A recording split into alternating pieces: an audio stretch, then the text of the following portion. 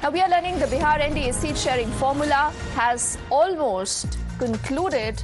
It's in the final stages now. Now look at this picture that's playing out on the right of your screens. A very, very significant picture.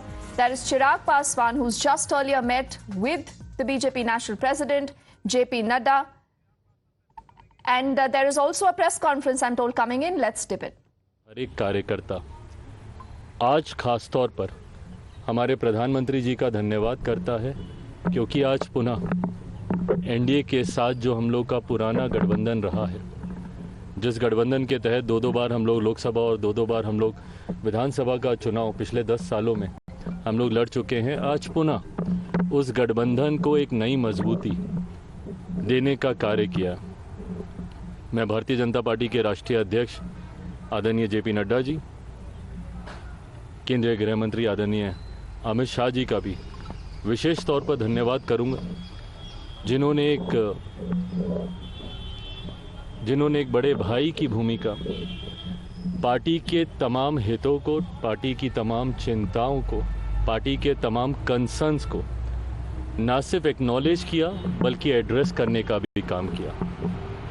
आज जब हम लोग गठबंधन, ये गठबंधन की घोषणा नहीं है क्योंकि गठबंधन में हम लोग हमेशा से थे, पर चुनाव को लेकर, लोकसभा चुनाव को लेकर आज जब सीटों का बंटवारा हो चुका है, गठबंधन का स्वरूप पूरी तरीके से तैयार हो चुका है, तो इस मौके पर मैं केंद्रीय गृह मंत्री आदरणीय अमित शाह जी का, आदरणीय जेपी नड्डा जी का भी अपनी तरफ से, अपनी पार्टी के हर एक कार्यकर्ता की तरफ से उनका भी मैं धन्यवाद करता हूँ।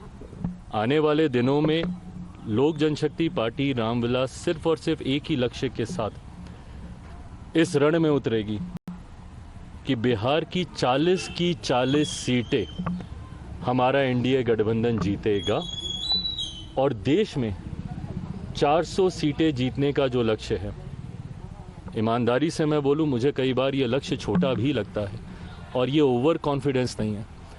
ये जब आप गांव-गांव जाते हैं, घर घर जाते हैं, और क्योंकि हाल फिलहाल के दिनों में ना सिर्फ बिहार में बल्कि विभिन्न और राज्यों में भी पार्टी के कार्यक्रमों में मैं गया हूँ, ये मेरा विश्वास वहाँ से आता है कि ये 400 का लक्ष्य ना सिर्फ हम लोग पार करेंगे बल्कि बिहार में जो पिछली बार एक सीट किसी कारणवश हम लोग की रह गई थी, इस बार 40 की 40 सीटें एनडीए का ये गठबंधन मिलकर जीतेगा।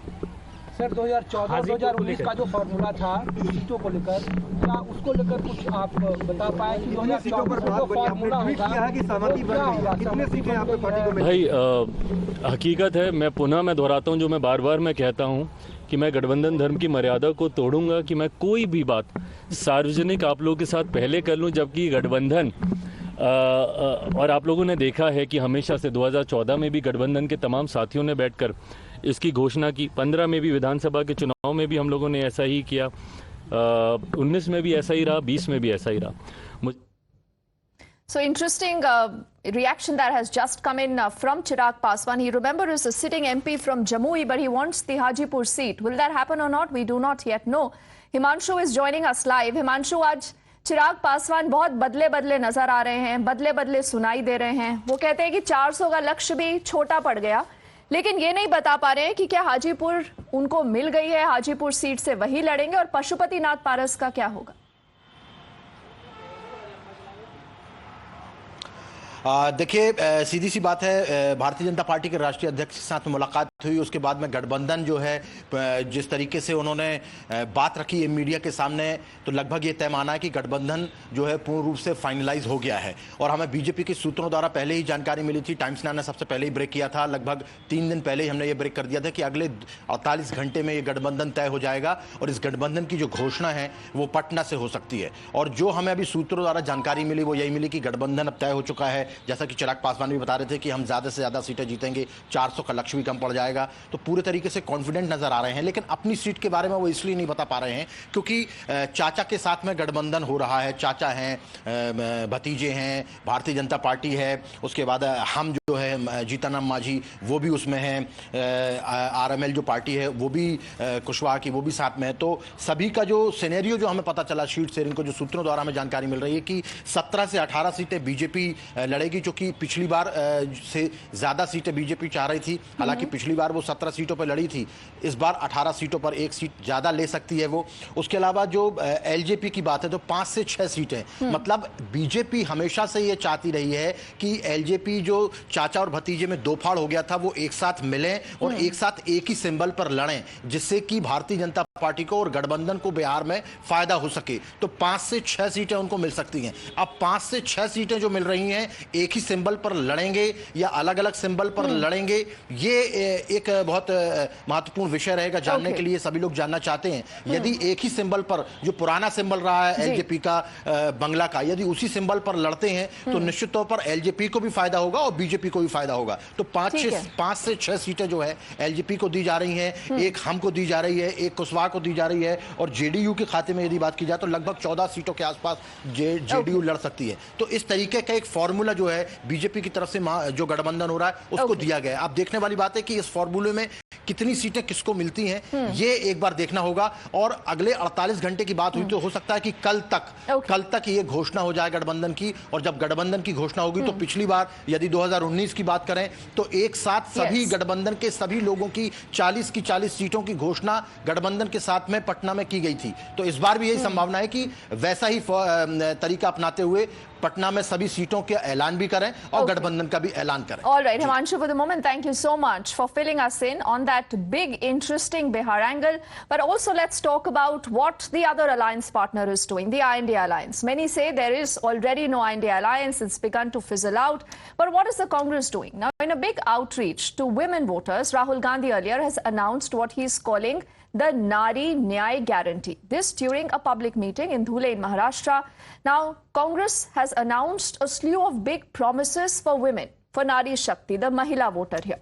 Addressing a women's rally in Maharashtra's Dhule as a part of the ongoing Bharat Jodo Nyay Yatra, Rahul Gandhi has announced 5 Mahila Nyay guarantees. Now, what really are these guarantees? Let's talk about them one by one. You also see that detail on your screen. He says that $1 lakh is going to be deposited annually into the bank accounts of poor women, and his party will be providing 50% reservation to women.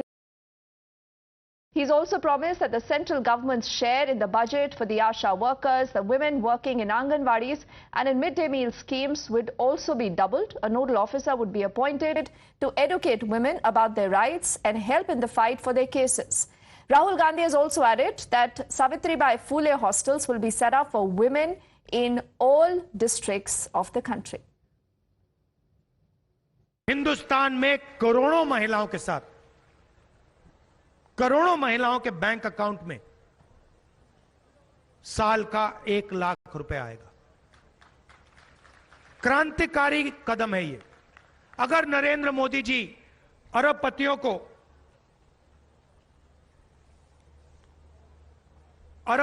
को 16 लाख करोड़ रुपए दे सकते हैं, तो हम करोड़ों महिलाओं को 1 लाख रुपए दे सकते हैं। सरकारी जॉब्स में महिलाओं को 50% आरक्षण, आशा, आंगनवाड़ी और मिड डे मील में जो काम करती हैं, सेंट्रल गवर्नमेंट का जो भाग है, जो शेयर है, उसको हम दुगना कर देंगे।